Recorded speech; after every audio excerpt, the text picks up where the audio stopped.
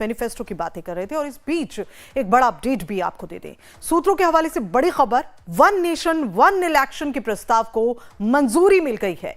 Modi cabinet ने प्रस्ताव को मंजूरी दी है। आज दोपहर 3 बजे कैबिनेट की ब्रीफिंग भी होनी है। तो एक बड़ा अपडेट आपको दे रहे हैं, इस वक्त का बड़ा अपडेट, बड़ी खबर, वन नेशन वन इलेक्शन के प्रस्ताव को मंजूरी मिल गई है। सूत्रों के हवाले से बड़ी खबर आपको बता रहे हैं, वन नेशन वन इलेक्शन, इस प्रस्ताव को मंजूरी मिली है। मोदी कैबिनेट ने प्रस्ताव को मंजूरी दे दी है। दोपहर 3 बजे कैबिनेट की ब्रीफिंग होगी। आइए सीधा रुख कर रहे हैं, कमलेश हमारे संवाददाता बने हुए इसी खबर पर ज्यादा जानकारी के साथ। कमलेश श्री, मोदी कैबिनेट ने प्रस्ताव को मंजूरी दे दी है, वन नेशन वन इलेक्शन। जी हाँ, आपने ठीक कहा कि मोदी कैबिनेट ने वन नेशन वन इलेक्शन की प्रस्ताव को मंजूरी दे दी है। और मंजूरी तब दी गई जब आपको याद होगा 18 मार्च को ही आज जो कमेटी बनाई गई थी, वन नेशन वन इलेक्शन की कमेटी बनाई गई थी, जिसको सुझाव देना था। उस कमेटी ने सुझाव जो पूर्व राष्ट्रपति रामनाथ कोविंद के नेतृत्व में उस कमेटी ने अपनी रिपोर्ट सरकार को सौंप दी थी 18 मार्च को ही। उसके बाद से ही लग रहा था कि मोदी सरकार अपने 30वें कार्यकाल में ये बड़ी घोषणा कर सकती है और आज ये दिन आ गया और कैबिनेट ने आज उस पर मंजूरी दे दी है। और जाहिर सी बात, आज मंजूरी के साथ क्योंकि औपचारिक घोषणा दोपहर 3 बजे जो कैबिनेट की ब्रीफिंग हुई उसमें की जाएगी, लेकिन इस घोषणा के साथ ही 2029 में लोकसभा और विधानसभा के चुनाव साथ साथ कराए जाएंगे। उसमें प्रावधान ये है कि जिन विधानसभा का कार्यकाल पहले खत्म हो रहा है या बाद में खत्म हो रहा, सबका कार्यकाल 2029 में खत्म कराया जाए। जिसका कार्यकाल बीच में खत्म हो रहा उसका कार्यकाल बढ़ाया जाएगा और जिन विधानसभा का कार्यकाल 2029 में खत्म हो रहा उनका भी 2029 में कराया जाए। तो विधानसभा और लोकसभा के चुनाव साथ साथ कराए जाएंगे। उसके बाद 100 दिन के बाद आपको जो राज्य स्तर पे जो चुनाव होते हैं वो कराए जाएंगे, यानी उपचुनाव, नगरीय चुनाव कराए जाएंगे। ये सरकार की बहुत बड़ी उपलब्धि कर सकती है। कुछ ही देर में इस बात का अनाउंसमेंट हो जाएगा। कमलेश जी, इसकी प्रक्रिया क्या होगी? हालांकि इस पर 3 बजे ब्रीफिंग होनी है, लेकिन इसकी प्रक्रिया किस तरह से होगी? देखिए, जो पैनल ने जो सुझाव दिए उसमें ये कहा गया है कि सबसे बड़ी दिक्कत ये थी कि एक वोटर होना चाहिए, एक सिंगल आइडेंटिटी कार्ड होना चाहिए, एक सिंगल वोटर लिस्ट होनी चाहिए।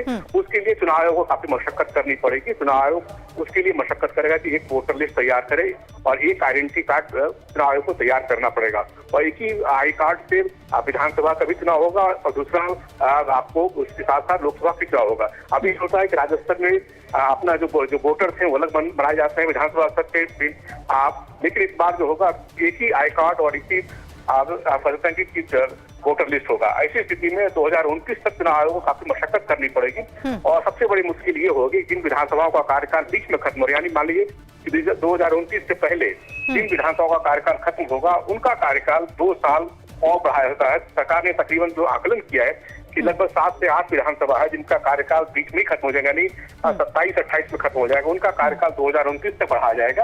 और क्योंकि लोकसभा का कार्यकाल 2029 तक है, 2029 में फिर चुनाव होंगे, उसी तरह 2029 में ही लोकसभा और विधानसभा दोनों के साथ साथ चुनाव कराए जाएंगे।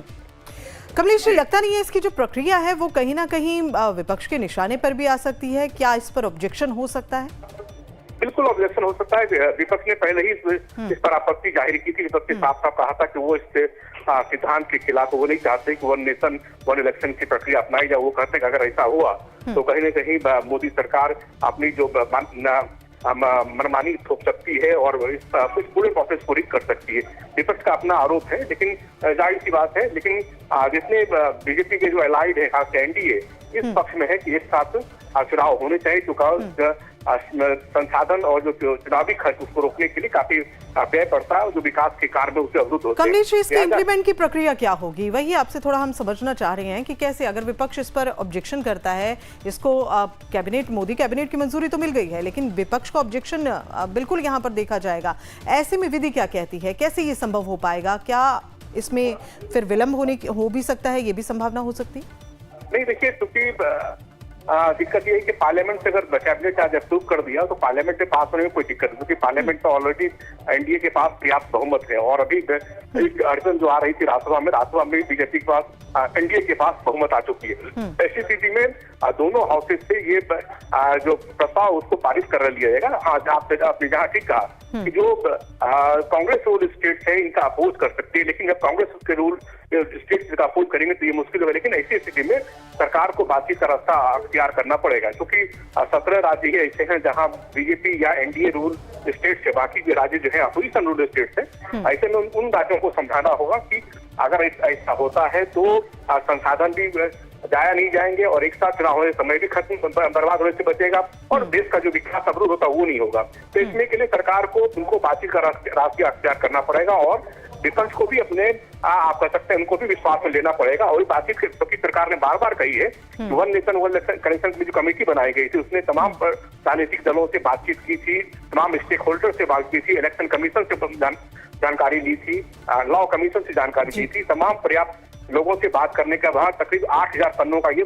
रिपोर्ट तैयार कर सरकार को दिया गया और सरकार ने पूरी 3 महीने ये अध्ययन किया और अध्ययन करने के बाद इस रिपोर्ट को लागू करने का फैसला किया है। जाहिर सी बात है विपक्ष का जो अवरोध है या विपक्ष का जो विरोध काफी मायने रखता है, लेकिन सरकार को बातचीत के रास्ते से इसको एकोमोडेट करना पड़ेगा और विपक्ष को भी अपने प्लेटफॉर्म पे लाना पड़ेगा ताकि ये बात संभव करे। लेकिन यकीन मानिए अगर 16 स्टेट से अगर इस प्रक्रिया में हामी भर देते हैं तो निश्चित रूप से विपक्ष को भी हामी भरनी पड़ेगी। अब देखना होगा विपक्ष क्या रवैया अपनाता, लेकिन विपक्ष का रवैया इलेक्शन को लेकर पहले भी रहा है। कमेटी में भी विपक्ष ने इसका विरोध किया था और पार्लियामेंट में इसका विरोध किया। अब देखना होगा क्या विपक्ष इस पर सकारात्मक रुख अख्तियार करता है या फिर अपना विरोध रणनीति विपक्ष की जारी रहती है। बिल्कुल कमलेश जी, विपक्ष का विरोध तो यहाँ लाजमी हो जाता है क्योंकि इस पर पहले भी ऑब्जेक्शन हो चुका है और विपक्ष इसके लिए तैयार हो ये बहुत ही मुश्किल है। उसको मनाना या फिर इसको प्रस्ताव को मंजूरी के बाद लागू करना ये अपने आप में एक बड़ा चैलेंज बीजेपी के सामने रहेगा।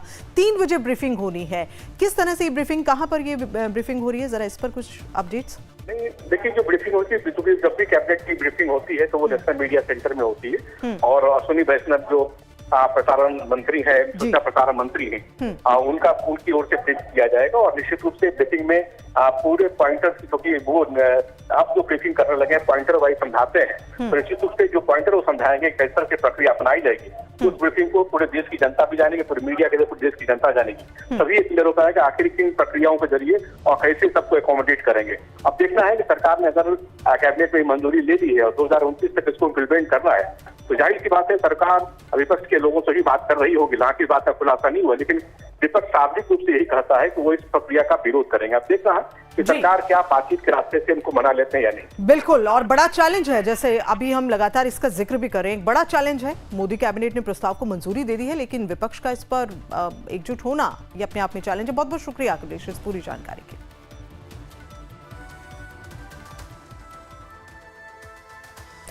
और अरविंद केजरीवाल अब सीएम पद से इस्तीफा देने